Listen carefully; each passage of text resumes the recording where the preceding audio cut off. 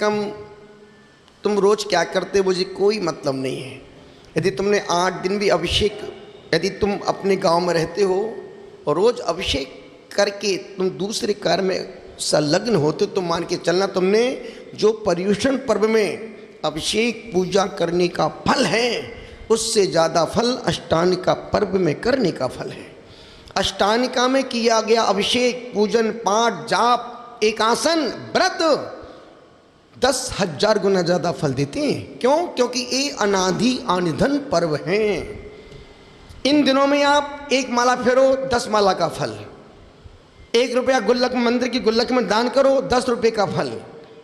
इन दिनों में आप एक एकासन करो, उपवास करने का फल, उपवास करो तीर्थराज समिष्ट करके यात्रा करने का फल।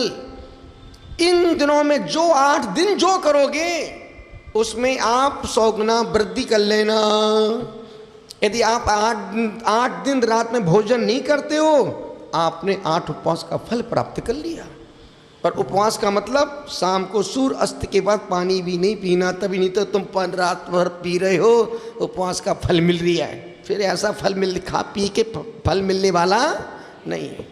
सिर्फ 8 दिन करके देखो, मरोगे नहीं। मैं लिख के दे सकता हूँ, लिख के देखो, लिख के दे सकता। मरने के बाद कौन देखने आ रही है मेरे पास, पर लिख के दे सकता हूँ कि तुम मरो। 8 दिन नहीं खाओगे पियोगे तो मरोगे नहीं। सिर्फ सुबह सूर्य उदय से लेकर के सूर्य अस्त तक जितनी बार खाना उतनी बार खाओ, 10 बार, 50 बार, 100 बार।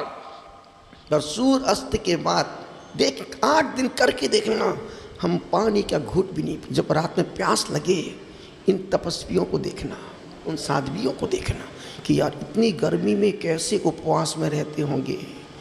मैं तो शाम को सूर्यास्त के बाद पानी नहीं पी रहा हूँ, ये तो दिन भर पानी नहीं पिया। दिन भर कल सबके पूरे संघ के कल उपवास हैं, कल चौका बिल्कुल बंद, न छुल्लक का हर कुछ नहीं। अब पूरे देश में घूम के आ जाओ, जितनी व्रत, जितनी तपस्या, जितना पाठ, जितना जाप, हमारे यहाँ स्वाध्याय कम होता है पर उसका फल यहाँ देखने को मिलेगा। अन्यथा स्वाध्याय करके भी आदमी अस्पताल में जाके मर रहा है। किसके लिए स्वाध्याय? अस्पताल में मरने के लिए स्वाध्याय हो रहा है क्या?